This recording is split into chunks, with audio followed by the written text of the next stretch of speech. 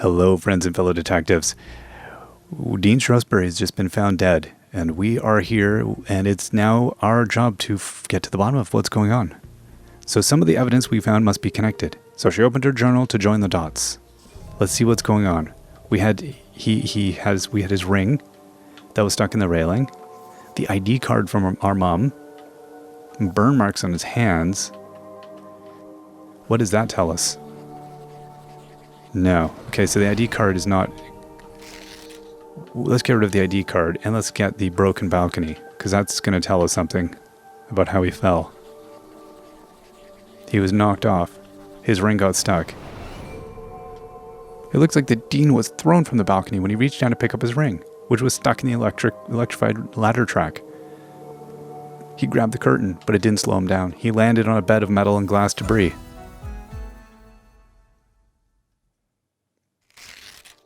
What about the Dean's unusual death? Now what do we have? Neck and face. And the time of death we know to be recent, but those two things don't make sense. No?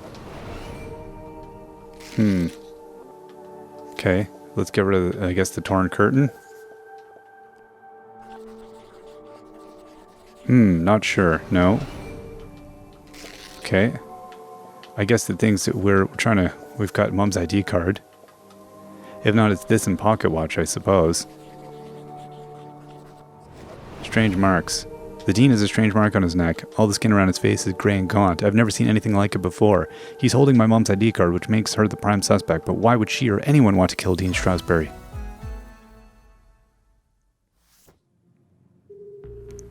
Jenny suspected foul play, but what was the motive? Had she missed something? The watch. The Dean's watch stopped at 3:57 p.m. When I came into the library, the clock tower rang 4 times. The library only has one exit, and I haven't seen anyone but the Dean since I got here. Which meant, if the Dean was murdered, the killer must still be here. He's getting away.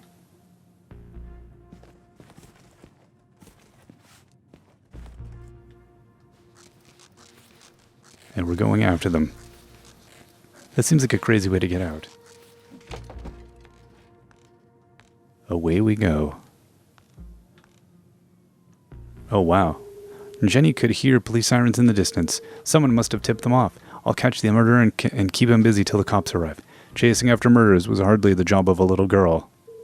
Hey you, stop. Whoa.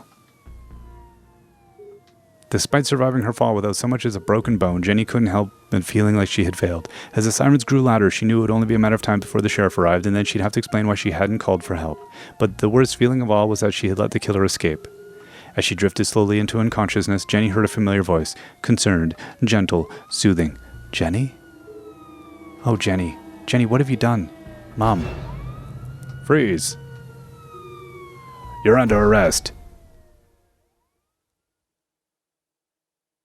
Uh-oh. What have I done?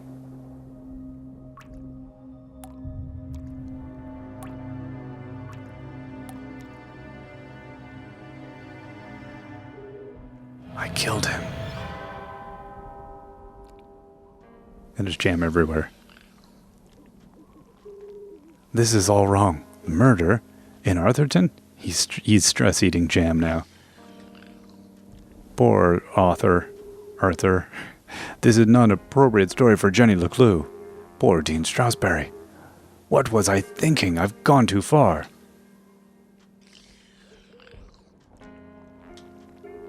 Perhaps I should take a break. Come on, Rufus, let's go for a walk. Clear our heads and work off some of this jam. Rufus is like, I don't think so. This is all getting to be a bit much for me.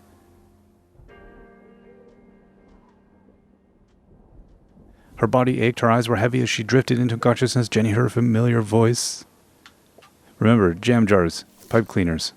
CSI class, Jenny dead, but not really. On her head, genius. Too dark. Dean Shrewsbury, library. Where did CJ go? Map, 4 p.m. Back plot. Dean fixes watch. Ring. Why was Julie there? Stuck in track. Ring important.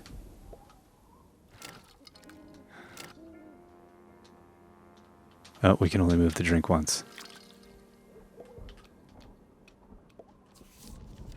Letter to Finkelhand's draft. Oh. Chapter 4. Uh-oh. We dropped the ink.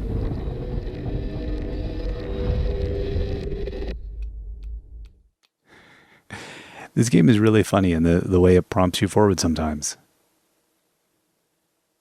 And now Jenny is in the blue. The dark, dark blue.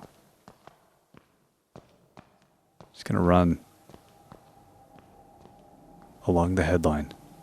Murder! The Arthurton Times.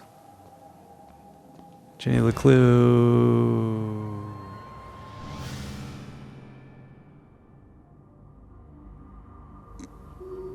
Why were you there? Tell the truth? I told you. I was looking for Mom. Why? We were going to go to Great Papers. When do I get to see her? Did you disturb the crime scene? We're going to lie on this one. Of course not. Now let me speak to my mom. Enough. You're lying to me. Oh, Jenny's in a bad way here.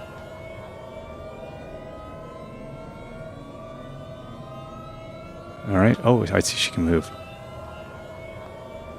Yeah, I'd climb under the table as well. And go out the magical vent. Into a not screamy space.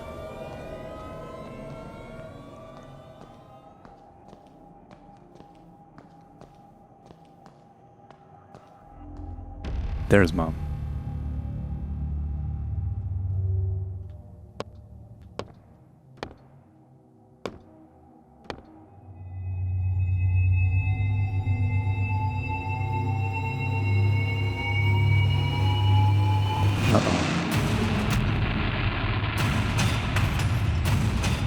Very dramatic. Mom is behind bars.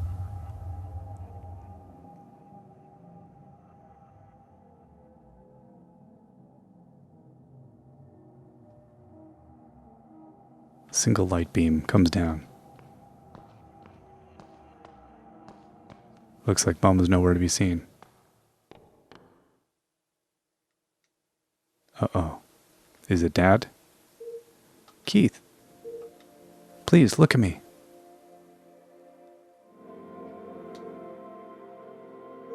Keith, wait. Poor boy. Now he has no one. It was no accident. He's all alone. I can't believe she's here. It was revenge, murder, guilty, an affair gone wrong. She wanted his job. Guilty. Were they lovers? You can see it in her eyes. She's guilty. Murderer. Pure evil.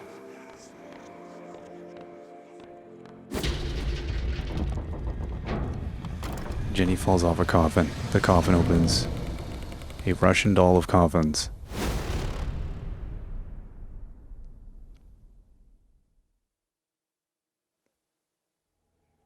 Jenny's waking up on a red floor.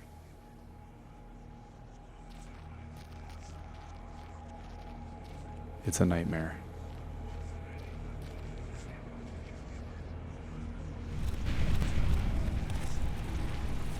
She's dragging along a hand with a picture. I don't know what we're trying to connect. Is she trying to connect her? Is this her dad and her mom?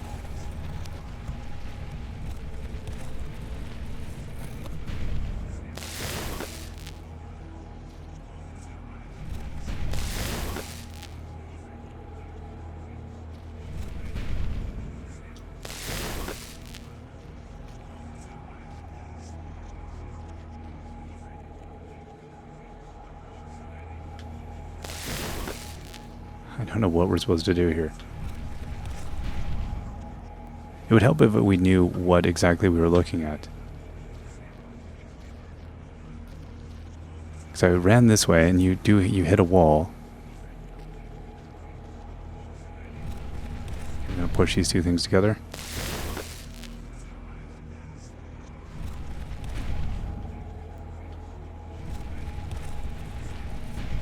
I don't know. I don't know what we're trying to accomplish here or why.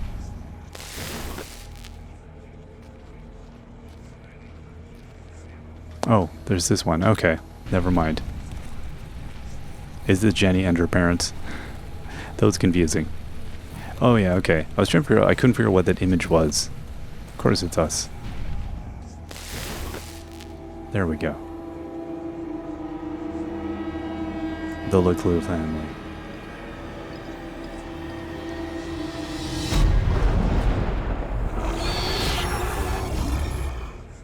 She's in quite the nightmare. Run, Jenny. Or walk slow, your call. I think we'll go with run. Yeah, I didn't suspect we'd get far anyway. Not from this nightmare. So I'm assuming she's going to wake up here.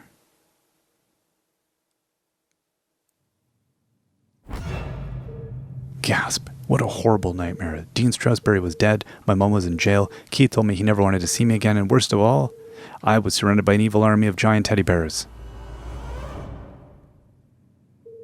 Ah! Unfortunately, it was all true, including the teddy bears. My eyes! There's something wrong with them. Everything's pink. But our eyes were fine, it was the room that was pink.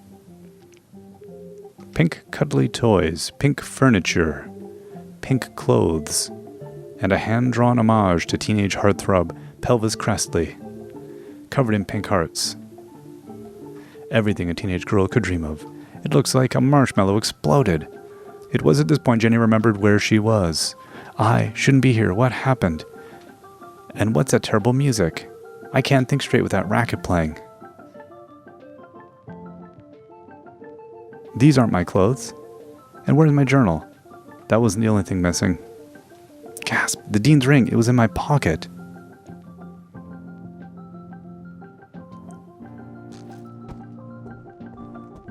Let's go see what this is all about. Stop the terrible music. You're the fan that I love. Pelvis Crestley and the Hip Thrusters. Sell more records. You're the fan that I love. Ah yes, the eagerly awaited follow-up to the smash hit. Even though I'm a big star and you're just a fan, perhaps someday we could be together. Ugh, who buys this crap? Huh?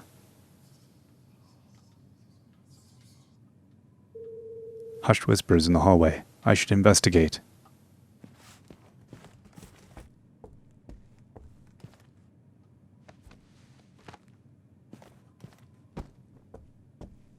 What's over by the door? Will she ever make it there?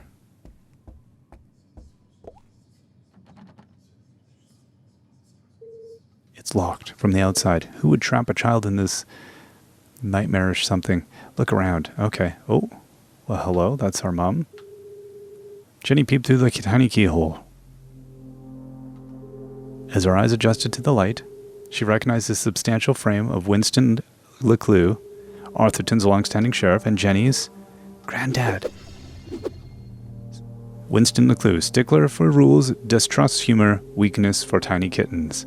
Jenny's relationship with her grandfather was contentious, to say the least. He was a stern and humorless man who placed honor, tradition, and the law above all else, sometimes even family. But what was he doing here, and who was he talking to? Florence Glatz, influential socialite, generous philanthropist, suspiciously white teeth. Florence and Richard Glatz were the wealthiest couple in town and hugely influential. Their company, Glatz Mining and Supply Corp. Trademark, was the oldest in Arthurton. While Richard may have been the head of the business, everyone knew that Florence wore the pants. Exceptionally charming and generous, she always had a smile on her face, which is why I don't trust her one bit. Being careful not to make a sound, Jenny leaned in and listened. With everything going on, I don't want to have to watch her. It's no trouble at all, really, Winston. She can stay for as long as she likes. The girls are great friends. I only hope she feels better soon. That was quite the scene she made at the funeral. She should have left the boy alone. Really, Winston. The whole situation must be unbearably traumatic for the poor girl. Her mother in jail, and what she saw in the library. One shudders at the thought. All this barely a year after what happened to Henry? She'll be fine. Just keep an eye on her. She can be a real handful. Oh, don't worry. I planned everything. Pony rides, afternoon tea, and tomorrow we're going to go dress shopping. Oh, that reminds me. I have something for you. Dress shopping? First they locked me up, now they want to torture me? I need to get out of here. Fast. But her curiosity was piqued. She had to know what Mrs. Glatz had gone to fetch, and so she waited. We got some clues happening here. When Thalladius T. Pumberbitten discovered the first quartz seam lining the Great Mountains, little did he know the impact it would have on the future of the town. Little did he know the Glatz family would muscle in and take over the whole operation. Nowadays, it was hard to go anywhere in town without seeing something made from it. It's some on the floor that I want to go and look at. Nathaniel Glatz stared disapprovingly back at Jenny. Creepy old man. Actually, this was the man who saved Arthurton. When the quartz mines began to run dry, it was his research into the unique properties of the crystals that secured the future prosperity of the town and the company. Okay, huh? Where did he go?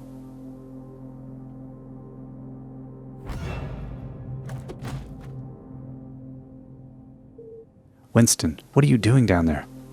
Thought I heard something. Really, a man of your age spying on teenage girls. I told you already, she won't be going anywhere. It was probably just Jenny's imagination, but those words felt oddly sinister. Okay, and what else do we have here? Why does Mrs. Glatz have an official police document? Case file 113SL, confidential. Satisfied? How is Julie? She is in the safest place, behind bars. Surely they don't believe she's guilty. I don't envy you, Winston. It must be hard to stay impartial. If the poor dear would just confess, it would make things easier. I have everything under control. Of course you do, dear. No one doubts your loyalty to Arthurton. We must continue to look out for each other, now more than ever. Screech. Sheriff, are you receiving? Go ahead. It's the LeClue house, sir. We found something. I'll be right there. Over. It sounds like you've got important things to take care of. Yes. Well, good night, Florence. Good night, Winston. Don't let her out of your sight. She is a LeClue, after all. I'm sure we'll manage. Jenny couldn't believe what she had just heard. Everyone thinks my mom's a murderer. Thankfully, her mom's fate was in safe hands. The fine people of Arthurton Police Department. Oh God, she's going to rot in jail. Jenny could leave the case to them and enjoy a fun weekend of pony rides and shopping sprees. No. No? Mom always says a great detective leaves nothing to chance. I have to do something. But she was just a kid. What could she possibly do? This is my chance. The case of a lifetime. My mom needs me and I won't let her down. I'm going to find my stuff and get out of here. And just like that, a great adventure began. Okay, so we got this examine the pig. Whoa. I love you. I love you. Ah!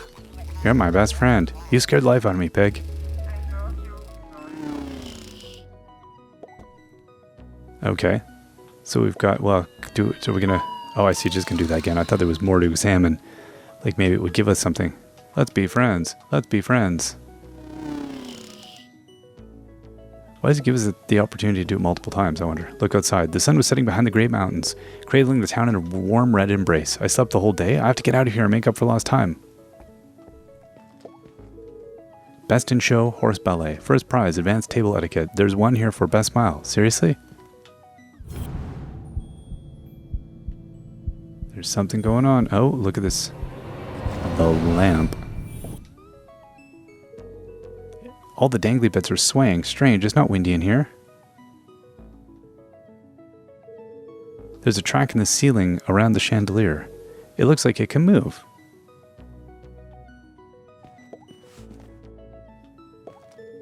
A heart-shaped mirror for the lady who loves herself.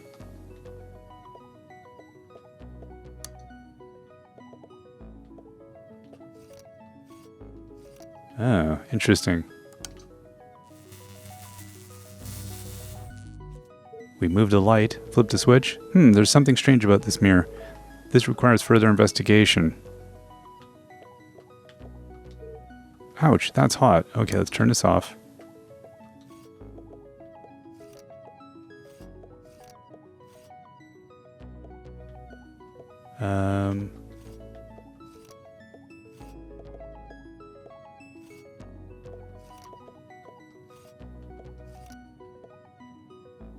I don't know.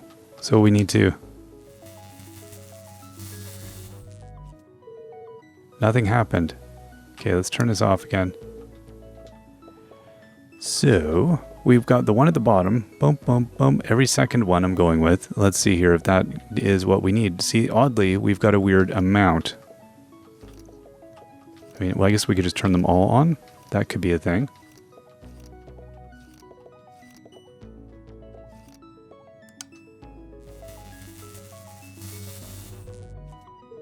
I feel like I've seen that heart shape somewhere else in this room.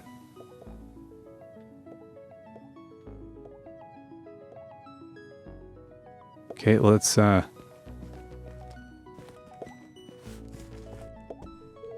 seriously, who has windows this big? Below, like nowhere stretched out as far as the eye could see. In the distance, Jenny could just make out the great lighthouse on Skull Island. It's foggy out there tonight.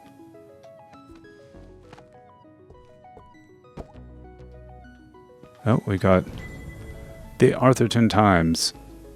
Oop. Havoc at the Heroes Memorial. What should have been a touching farewell to a beloved member of the community was tarnished by a poorly timed act of protest yesterday at Mother of Mercy Church. An emotionally unstable child was witnessed shouting at members of the congregation, causing damage to property and even desecrating the corpse. After a long chase, the girl collapsed and was carried from the premises. Hundreds gathered to pay their respects to the late Leslie Strasberry, the long-standing and beloved dean of Humboldt University, who was murdered in cold blood by a member of his own faculty. The community was devastated last Thursday when Mr. Strasberry was found dead in the school library after apparently being pushed from a third-story balcony. The murder was the first the town had seen in decades. Dean Strasberry is survived by his son Keith Strasberry.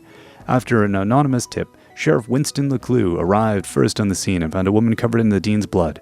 Evidences linked her to the murder. Although the motive for the killing has not been established, the woman has been identified as Julie LeClue, professor of criminology and daughter-in-law to Sheriff Winston LeClue. She remains in custody at this time, while police continue their investigation. Alright. So, Jenny thought of her poor mother locked away in a jail cell for a crime she didn't commit. Don't worry, Mom. I'll prove you didn't do it. I see. There's commentary as we go. I don't remember any of this. I bet that kid's in a lot of trouble. She's not recognizing herself. Pushed from a third-story balcony? That's not what happened. And no mention of electrocution? Mom wasn't covered in blood. That's a lie. Either this is shoddy reporting or someone is trying to cover up what really happened. My mom's still in jail, so the police must not think this was an accident. And if it wasn't an accident, then the real killer is still out there. On the other side of the lake, beyond the Forgotten Forest, sat a more modest house. No fancy windows or crystal chandeliers, just a small wooden frame in need of a painting. Home.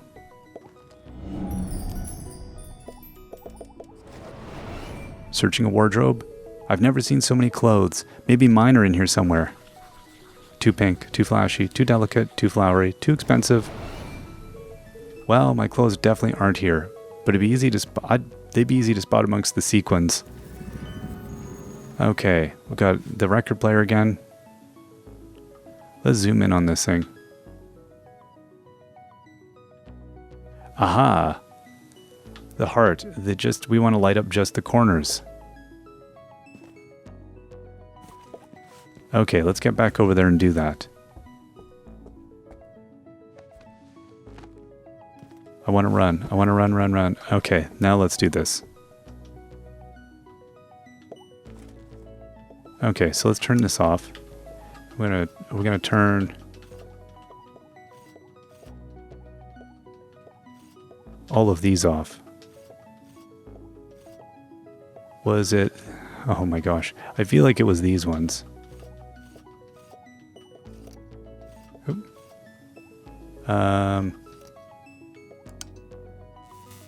Was it those? Was it the ones that are more on the outer edge? Now remember, the light bulbs look just like the picture on the Pelvis Cressley record. Okay, I think it was actually this and this. There we go. A secret passage has appeared from behind the chandelier. A lift has come down.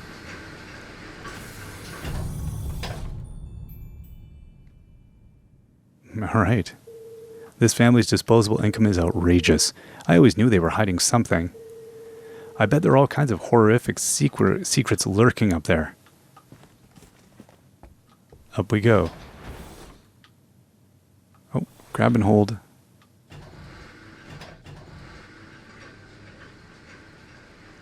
Up we go into the attic space, or wherever this is. Oh, hold the phone.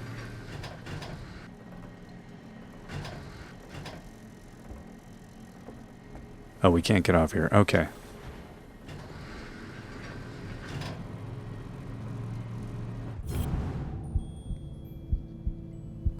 What am I seeing here? That's supposed to be...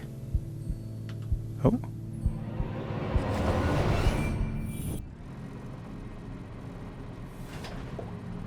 Pick up sticker. Oh.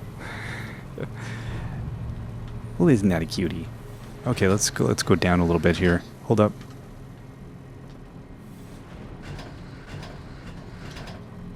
Okay, are we able to walk here? No. Oh, I thought we'd be able to walk there. Oh, I see. It takes us right to the top. Oh, it's just a dusty old attic. Pull the cord. Ooh, a big teddy bear. Ah! Oh, hello, spooky bear. Feels like he's watching me. Something here has caught our attention. Something over by Spooky Bear. Everything in here is covered in dust, except this bear. And there's a light coming out from behind him. What are you hiding, Spooky Bear? We're going to find out, but first I want to see if there's anything on the other side. Dozens of old boxes covered in books or spiderwebs, filled with toys, school projects, and old trophies. Attics, where dreams go to die. Okay, so we've got two options here. I want to go this way first, I guess, and see what else is going on with this evil-looking bear. Trying to move him. Oh, we're pulling him, and he fell on top of us. Good job, self. Smothered by a giant teddy bear. What an end that would have been. Just as I suspected, a hidden staircase. See, there's that way out as well, so I'm curious, like, what is what? Oh, hello. That must be the way out after. Tim, a machine whirs. Jenny was no stranger to the labs of Gumboldt, but she'd never seen anything quite like this. Oh boy, certainly not inside someone's house. Hey, what are you doing up here? And a giant teddy bears, they begin to drop. Distraction. Not again. Susie Glatz, heir to Glatz fortune, obnoxiously popular, smells like candy. Loved by all, kinda to a fault. Jenny's cousin was also the most popular girl in town. Oh, hi Jenny. You. You should be in bed, resting. What are you doing up here? I should ask you the same question. Laboratory? What is all this equipment? And why is there a secret elevator running from your room to the attic? Oh, you must mean my collection of teddy bears. Cut to the chase. Don't play dumb with me, Susan Glatz. These bears are hiding nothing. And that one's wearing a welding helmet. Well, there's a simple explanation for that. There are just too many to fit in my bedroom. Let's go with bad cop. You're just sweating like a freshman at a prom, Susan. Now answer the question. What are you really doing up here? It's not what you think. This is where teddy bears. I have vintage teddy bears, new bears, old bears. Enough, stop avoiding the question. You don't need to hide anything. You can be honest with me. I can't. You wouldn't understand. Try me. Susie's secret was the kind you took to the grave. A shameful, dark secret. A secret so shocking she feared she would lose everything. Her friends would abandon her. Her family would disown her. She'd never find true love. Oh, God, I'm gonna die alone. You can't tell anyone. You have to promise me. Promise. Fine. Just stop whimpering like a lost puppy. You're embarrassing yourself. Sigh. Here goes nothing. This is my secret laboratory.